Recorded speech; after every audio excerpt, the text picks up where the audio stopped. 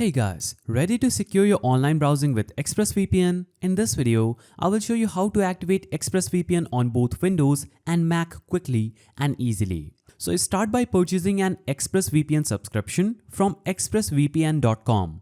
After purchase, log into your account and download the ExpressVPN app for Windows or Mac depending on your device. Run the downloaded installer file and follow the on-screen instructions to install ExpressVPN on your computer. So, the process is straightforward on both Windows and Mac. Launch the ExpressVPN app and log in with the email and password you used to purchase the subscription. After logging in, you might be prompted to enter your activation code that will be found in your ExpressVPN account dashboard. Now, click the big power button to connect to recommended VPN server. You can also choose servers by location from the server list.